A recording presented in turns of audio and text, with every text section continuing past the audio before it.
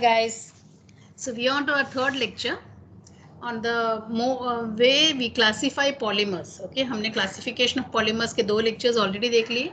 This is my third lecture in which we are completing classification now. Okay, जो classification based on biodegradability है वो इस lecture में नहीं कर रही हूँ. वो अलग से जब हम topic सीखेंगे तभी सीखेंगे, because we know there are various ways in which you can classify. हमने पहले दो lectures में देख लिए, third lecture में बाकी के जो methods है वो complete कर रहे हैं, except for classification on the basis of biodegradability. ठीक है, तो अभी हम ये जो लेक्चर है इसमें we are seeing classification of polymers on the basis of intermolecular forces. Molecules के बीच में जो फोर्स है, जो फोर्सेस एक्सिस्ट करते हैं, उसके बेसिस पे हम क्लासिफाई कर रहे हैं.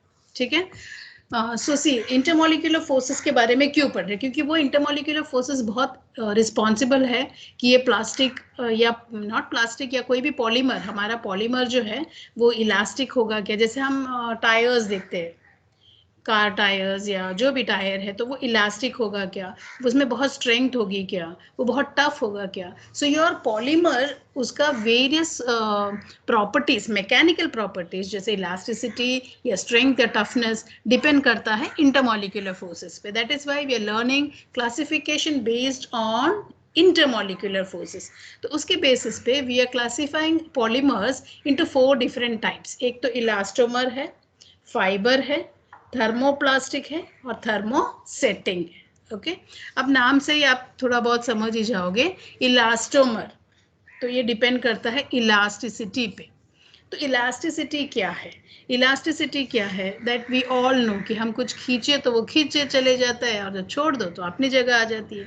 तो property by which substance gets stretched by external pressure and restores its original shape. अपनी ओरिजिनल शेप मिल जाती है उसे on the release of that force. वो फोर्स निकलने पर वो अपना ओरिजिनल शेप ले लेता है. So property by which substance gets stretched by external pressure and restores its original shape on release of that force is called elasticity. Okay, वो property को हम बोलते हैं इलास्टिसिटी. अब ये क्यों होता होगा ये इलास्टिसिटी, बिकॉज ये देखो ये हमारे रबर बैंड वगैरह है, this is also a polymer. Okay, ये रबर बैंड जो होता है ये पॉलीमर है. तो ये क्यों होता है, because it's of its elasticity. तो इलास्टिसिटी का ये प्रॉपर्टी क्यों है, because they have weak van der Waals type of intermolecular forces. सिर्फ यही एक फोर्स है वो मॉलिक्यूल्स के बीच में, कौन सा, वैन डर वाल्स टाइप.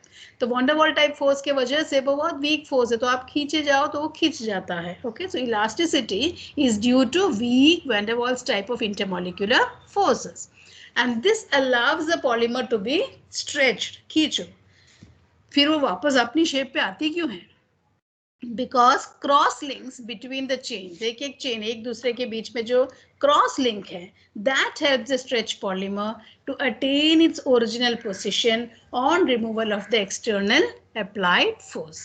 वो क्रॉस लिंक्स के वजह से it can come back to its original shape और पोजीशन. ओके, और एग्जाम्पल्स हैं वल्कनाइज्ड रबर. आप सोच ही सकते हैं आप रबर खींचो और फिर छोड़ दो. So vulcanised rubber, buna N, buna S, ये सब हम बाद में पढ़ेंगे डिटेल में, and neoprene.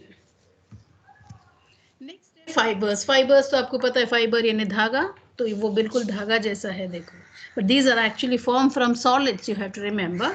So polymeric solids which form threads. Okay, polymeric, of course it has to be a solid. Polymeric solids which form threads. They have high tensile strength. ये कौन सा थ्रेड है पता है, कॉटन का thread नहीं बोल रहे हम यहाँ पे, वो भी पॉलीमर ही है, but we are talking of nylon kind of thread. आपको पता है ना, वो फिशिंग रॉड में वगैरह जो यूज करते हैं, इतना स्ट्रॉन्ग है वो. If you try to pull it you may break, cut your hands, but the wire, the string doesn't break, क्योंकि उसका टेंसाइल स्ट्रेंथ इतना हाई है, and they do not break or they resist breaking under tension. Now why this is happening, because of strong intermolecular forces. Okay, molecules के बीच के force बहुत strong है, और किस तरह के force है, they are hydrogen bonding, they may be dipole-dipole interaction. So because of this, you know, hydrogen bonding is a very strong bond. Because of this, they are resistant to breaking under tension. Okay, and moreover these fibers are crystalline in nature. आपको पता है आपके toothbrush के bristles वगैरह जो होते हैं, they are crystalline in nature. And examples for you, nylon 6, terylene etcetera. Okay, thermoplastic. देख के आपको पता चल गया ना, ये प्लास्टिक बॉटल्स जो है दे आर थर्मोप्लास्टिक. इनका जो प्रॉपर्टी है प्लास्टिसिटी है. इलास्टोमर जाता है उसका इलास्टिसिटी था, थर्मोप्लास्टिक का प्लास्टिसिटी है. प्लास्टिसिटी क्या होता है? The property of being easily shaped. कोई शेप मिल जाता है, वो एक शेप ले सकता है या मोल्ड हो सकता है, that is known as plasticity. Okay, तभी थर्मोप्लास्टिक क्यों बोलते हैं इसको, कि इसको हीट करो ना तो ये पिघल जाएगा, इट विल मेल्ट.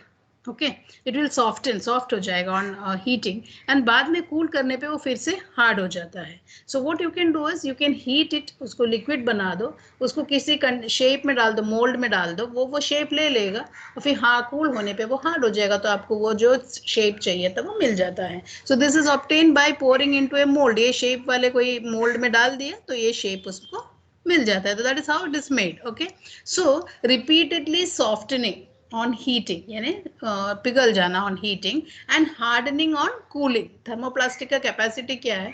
हीट करो तो लिक्विड या सॉफ्ट हो जाएगा, और कूल करो तो हार्ड हो जाएगा और शेप ले लेगा. सो इंटरमॉलिक्यूलर फोर्स जो है इसका, ये इलास्टोमर और फाइबर दोनों के बीच में उसका फोर्स है. यानी ना तो एकदम सिर्फ वैन डर वाल्स फोर्स या फिर हाइड्रोजन बॉन्ड, ये दोनों के बीच के स्ट्रेंथ वाले फोर्सेस थर्मोप्लास्टिक पॉलीमर्स में है. Okay, so intermolecular forces are intermediate between elastomers and fibers. So example is polythene. आपको पता ही है ना, polythene bags वगैरह है, ये भी polythene एक टाइप का, polystyrene, polyvinyl. Okay, so these are thermoplastic. यानी आपको अगर ये बॉटल अभी बाद में लगता है कि चल भाई मुझे इससे एक फ्लावर पॉट बनाना है, तो आपको इसको हीट करके, मेल्ट करके फ्लावर पॉट का एक मोल्ड में डालकर वो शेप मिल जाएगा. हार्ड होने पे वही शेप उसको आ जाएगा. Okay, so you can repeatedly do this process. Next we are learning is thermosetting polymer. Thermosetting, ये एकदम rigid है. Rigid means आप एक बार हीट किया ना, शेप दिया, दोबारा आप नहीं दे सकते, एक बार आप दे सकते. So it's a very rigid and hard polymer है. ये polymer बहुत ही hard है. You will know when I show you the picture. They can be shaped on heating. पहले बार आप हीट करो, शेप दे दो, and गरम में ही वो हार्ड भी हो जाता है. So you need not cool it to become hard. They can be shaped on heating but they get hardened while hot itself. Okay, heat hot condition में ही हार्ड हो जाता है, and once hardened they become infusible. Infusible means फिर नहीं पिघलेगा. Fuse means melt या पिघलना. Infusible, melt नहीं होगा. So once hardened they become infusible and can not be soften by heating. फिर आप कितना भी गर्म करो वो मेल्ट नहीं होगा, दोबारा आप उसको कोई शेप नहीं दे सकते. So what is that? Thermosetting polymer. बहुत ही रिजिड है, हार्ड है, टफ है, and I will show you the picture. And इसी वजह से, because they can not be melted, they are infusible. Okay, they can not be remolded. दोबारा कोई भी शेप नहीं दे सकते.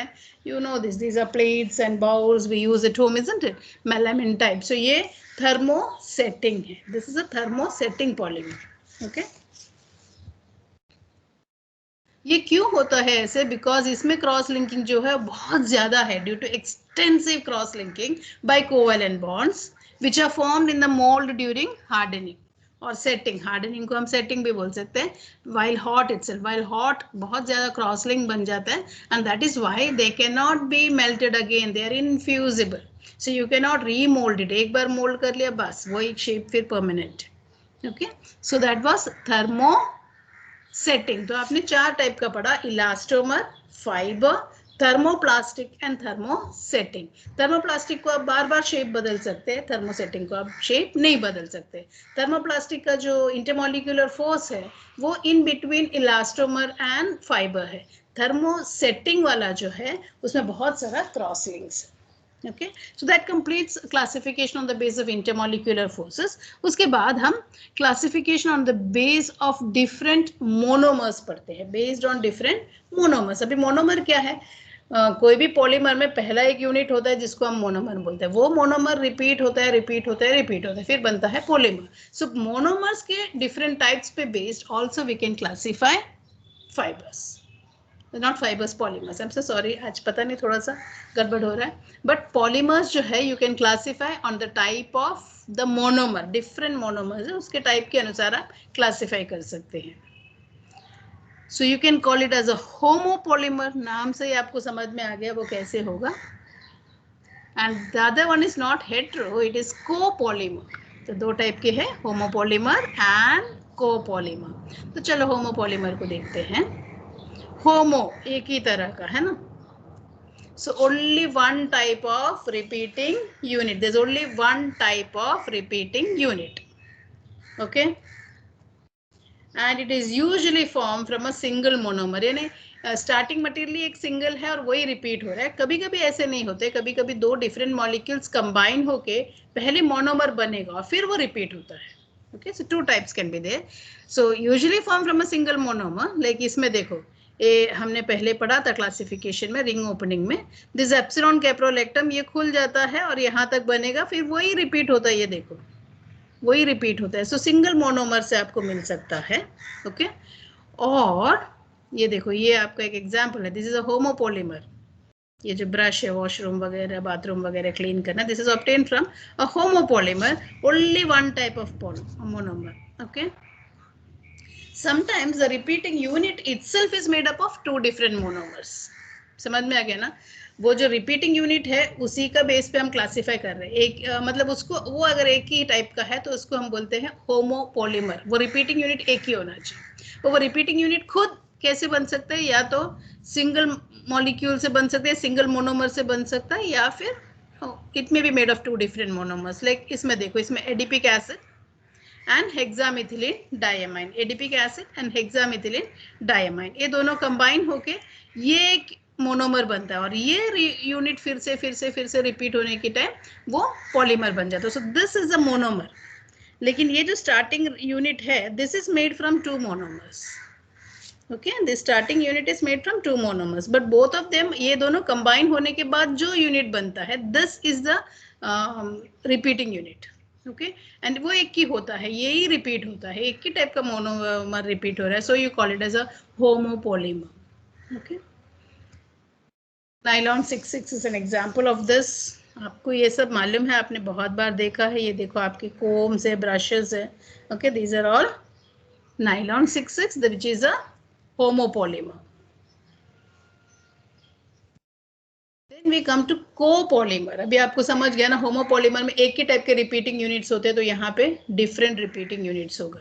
ओके, सो टू और more types of repeating units, that is copolymer. Polymerization of two or more types of monomers in presence of each other. मतलब वो आपस में लिंक होते हैं और रैंडमली लिंक होता है. ऐसा नहीं कि एक ही रिपीट होने, एक के बाद दूसरा, फिर पहला, फिर दूसरा, ऐसा नहीं है. 1 2 2 2 2 फिर 1, ऐसे भी हो सकता है. तो रैंडम असेंबली हो सकता है कोपॉलीमर में. Okay, the different monomer units are randomly sequenced. कोई जरूरी नहीं कि एक की पर्टिकुलर फीचर में सीक्वेंस होना चाहिए. पहला वाला मोनोमर, फिर दूसरा, फिर पहला, फिर दूसरा, दूसरा, दूसरा, फिर पहला, कैसे भी आप मोनोमर को लिंक कर सकते हैं. This is a copolymer. So Buna N, Buna S, these are examples of copolymers and you can see them. ये ऐसे देखा है ना, रबर शीट जैसे जो होता है. These are all copolymers. Okay, so it is more than one type of repeating unit. So with that we have completed classification. जैसे मैंने कहा, classification on the basis of biodegradability मैंने यहाँ नहीं डिस्कस किया है, वो हम लोग लेक्चर के दौरान ही कर लेंगे. Because it is understood biodegradable, यानी ये सब जो पॉलीमर्स है, फाइनली जब इनकी काम खत्म होगी, इनको हमको फेंकना है. फेंकते वक्त वो इकोसिस्टम को हार्म नहीं करना है. So it has to be biodegradable. So how we will classify which those which can be degraded by organisms, उसको बायोडिग्रेडेबल बोलेंगे. जो नहीं होगा उसको नॉन बायोडिग्रेडेबल बोलेंगे. Right, so that is it. So thank you very much, and next time we will learn the various useful polymers that we have. Okay, thank you.